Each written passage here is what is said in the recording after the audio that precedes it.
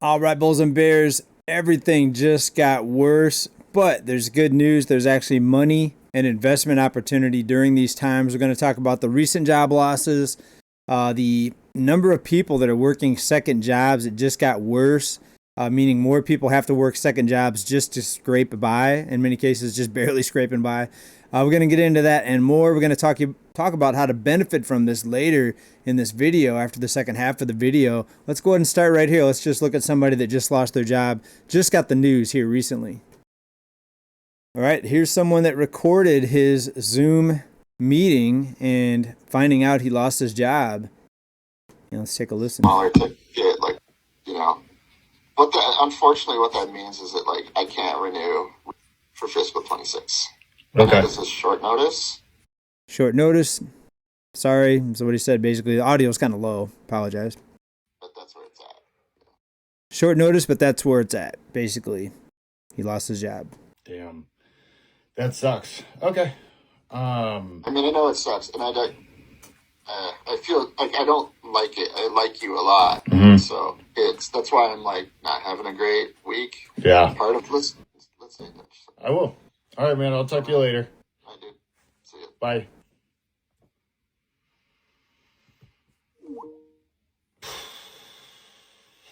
Fuck.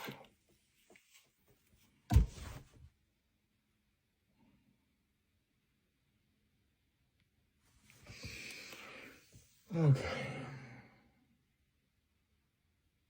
Okay. Well, what do you say about that? I mean, he took it like a man, didn't melt down, didn't have a fit, didn't even curse out the person that was giving him the news. And 99% of the time, the person that's giving you the news, it's not even their decision. It's usually your manager that's above you. But these decisions are oftentimes not made by your direct manager. Oftentimes it comes from the very, very top and sometimes the very, very tippy top. And when it comes to major financial decisions with a company or a business, cost cutting, deciding when to lay off, it's usually done on the top level, at the top end of the company, right? And yes, they get feedback from lower level managers and people on the front line, but most of the time these decisions are not the person giving you the news. And I say that because people, I've seen videos where people are getting upset, they're cursing, they're yelling at the people giving them the news. It's not going to make any difference, folks. You can curse and yell all you want, but chances are if that company that you just got let go from is ever going to be hiring again, they're probably not going to call you back because you had a meltdown when you got let go. So just a lesson to be learned there. That the guy that we just heard from here, let me get his screen name for you. That was Chris Dietrich. Now, some of you may be saying, well, yeah, people lose their jobs all the time. No big deal. Folks, it is a big deal, and it's becoming worse of a deal, as my daughter would say, worser, but it's becoming worse of a deal because of the cost of living right now. You lose a job now, and costs are so high, you're going to have even a more difficult time, and unemployment is creeping upward. Now, you may not have heard too much about it in the news, but let's take a look at a quick chart here before we move on to some other information. All right, and this is very important. Take a look at this chart. Now, some people are just looking at from the start of the year, it was about 4%. This is the unemployment rate. Of course, the official number is way off the mark, but we can look at it for a perspective of the same number going back here as we will. And this is a 5-year chart. At the beginning of the year, January, it was 4%. Of course, it ticked back up. Now, there's a lot of people out there excited that it dropped down from 4.2% to 4.1%. Bottom line, it's higher than what it was at the beginning of the year, right? Not much, but it is higher. But the bigger picture is here. Look at how much higher it is from just a few years ago. 2022, it was 3.5%. And yes, this is way low. There's a lot more people that are actually unemployed than this number represents. But looking at this number, looking at this data, we're up from the low of 3.4 in April 2023 to 4.1%. So things are moving in the wrong direction there. But it gets worse. The number of people working second jobs is crazy. We're going to get into that. But first, a lot of people right now are thinking everything's going to turn around and all of a sudden start getting better. And they've especially been led to that conclusion since last fall when we saw all these new rules and implementations of new plans or strategies, if you will, regimes. And people thought things were going to get better. The cost of living was going to come down. They're going to go out and get a job that pays 50% more than their other job.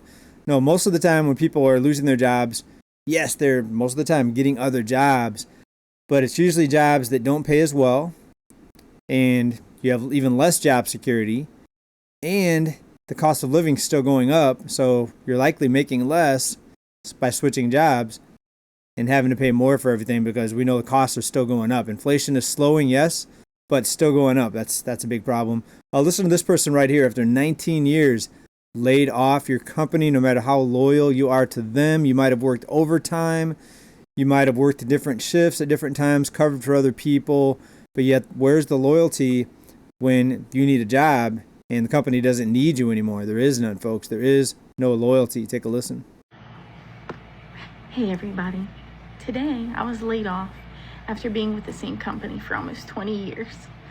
It was really my first job out of high school. It's all I've ever known.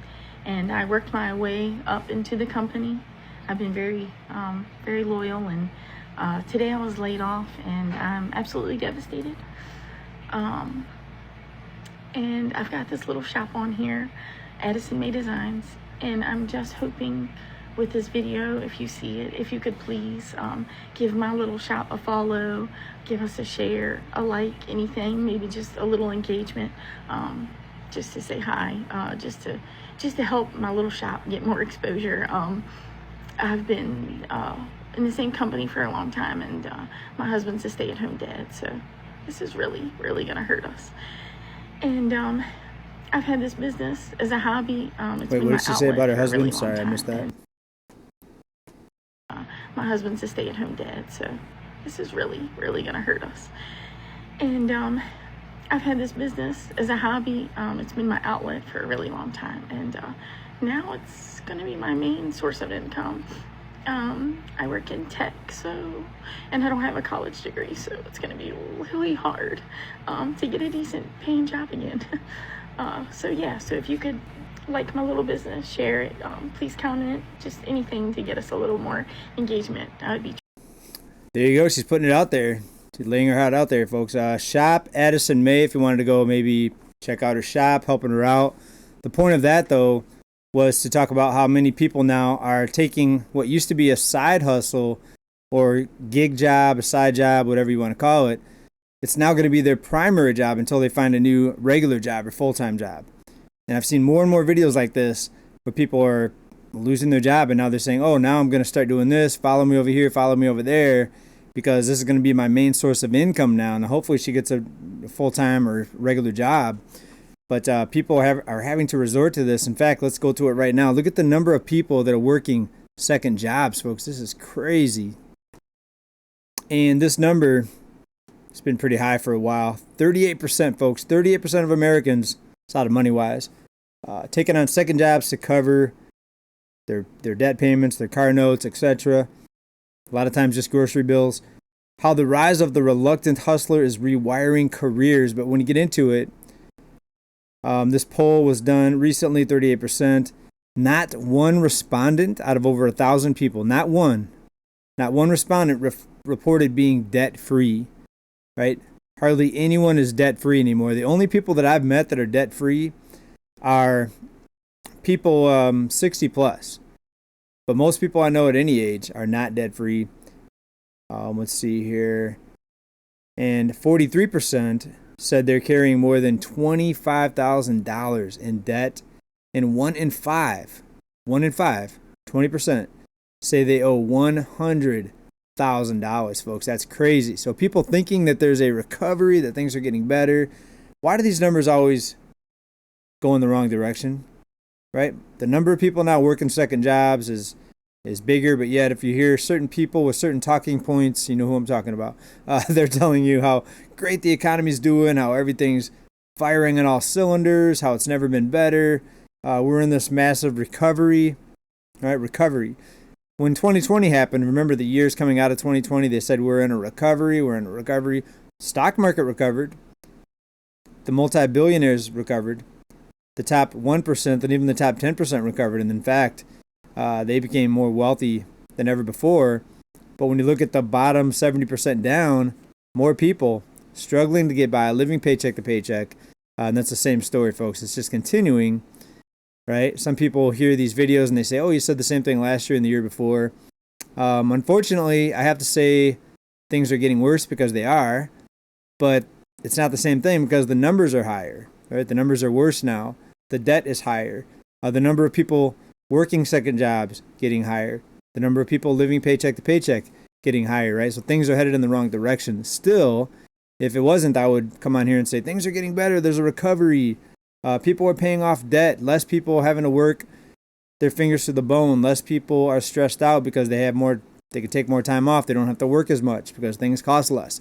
It's not happening, folks. Some people think it's going to happen, that there's going to be a collapse. But I'm telling you, they can keep these bubbles inflated. The same way they inflated the bubbles, they can actually keep the bubbles inflated. Yes, if you look at the housing market, it's coming down slightly, even though home prices hit an all-time high. There are some areas where prices are coming down. Rents nationally are coming down, but home prices, new all-time highs. Most recently, another all-time high. Take a look.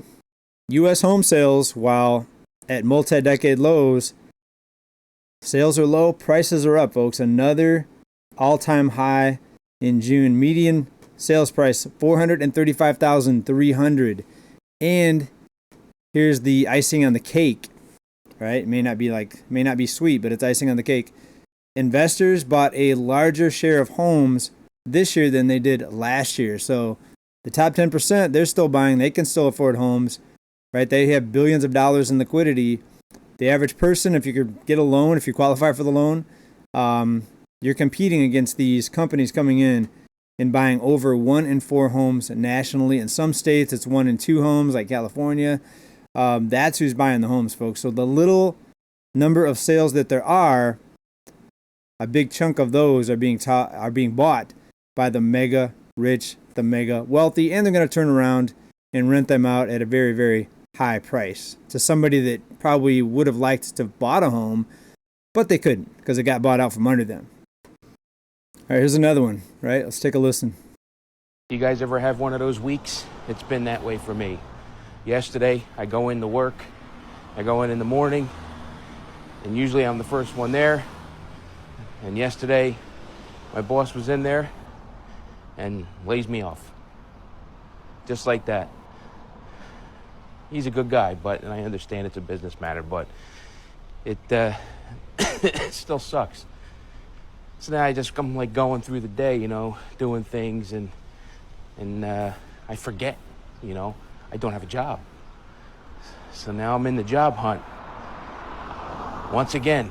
And this is why I always liked working for myself. People think I'm crazy for wanting to do that. It's so much work.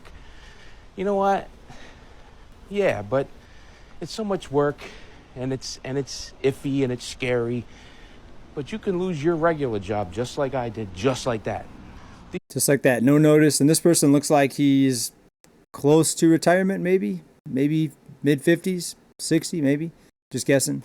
These companies don't care about you. Companies don't care about you. It's about business. Thank you. Your manager's going to be nice to you. Hopefully your coworkers and people above you will be nice to you, but do they really care about you? They may. But most of the time, it's, again, people at the top, and you're just a number, right? You're just part of the bottom line. It's about making money. If they're not making money and they could save a penny by letting you go, they're going to let you go. That's why I always talk about, people think I have a bad work ethic. I don't. I just don't do the little extras when I work for somebody else. Because in the end, this is what happens. It doesn't matter. All the little extras you did, all the extra work that they ask you to do that you did, it doesn't matter if they need to save a penny. I didn't pre-screen this video. What did I just say at the beginning? I said, you go the extra mile, you work the overtime, you pick up the extra shift, whatever, and you do the extra work maybe of somebody else that's not at work. Either they called in sick or they got let go also. And then when it comes down to it, you don't matter, right? Some people still don't, They still don't understand this, but he's talking the truth here. Let's finish up. So where's the loyalty? And then when you're in your 50s, like I am, 56, I'm 57. I'm going to be 50. In October, I'm going to be 57. Unbelievable. But when you reach this age, nobody really wants to hire you anymore, because you got a lot of life experience. The places can't take advantage of a 56-year-old because they'll tell them to go F off, right? So they rather go with the younger people, younger generation, pay them less to do your job. So, like, it's really hard. It's really hard to get a job somewhere at this age. So I'm in for a rough time. Thank God I have a little side business. I always have something going in the background, but that's even taking a hit these days. So wish me luck, folks. Another side business, folks. Another person saying, I'm lucky I had a side business. Someone, again, working a second job that had to now convert to that. Maybe you'll find another full-time job. We don't know. But a couple other things here before we wrap up, people. But real quick, that last one was Nikki Lance 1216. Nikki Lance 1216. Goldman Sachs worried about the economy. Goldman Sachs worried about the economy. So the top 10%, they can continue to make money. But when it gets to a point where all the customers of these top 10%, the ones that own the companies, that run the businesses, the mega wealthy, when it gets to a point where their customers aren't scraping by anymore, they go from barely scraping by to not scraping by, what's going to happen to those people, right? Or have they saved up so much money, they're going to be fine, and they're going to be sitting drinking the lemonade, the top 10%ers, while the bottom, let's say 70, 80%, are going to be in big trouble, folks. Let me know. Does this turn around? Does this change? And do you disagree? Are things getting better? Maybe you got a huge raise. Maybe you're doing better than before, better than ever. If you are, you're in the minority, folks. I can tell you, most people are not. Every survey after survey after survey shows most people are not doing better. If you are doing better, congrats. Here's how you can make money off of it, folks. Buy the dip. I bought the dip in cryptos a few weeks ago, or a few months ago now. We've been talking about buying dips here for years. We bought XRP at below 20 cents. Now it's $3 plus. Look for investment opportunities. I've got people emailing me from time to time telling me they've made a lot of money just by being patient, waiting for the dip. Keep your powder dry. Have some funds available in case we do see a correction. But still have some money in the markets in case we continue to see this upward rise. Markets hitting all-time highs again. Because why? The top 10% own most of the stock market as well. You guessed it. That's it, folks. Keep stacking. Let me know what you think down in the comments. Big love. Bye for now. Keep stacking. Bye.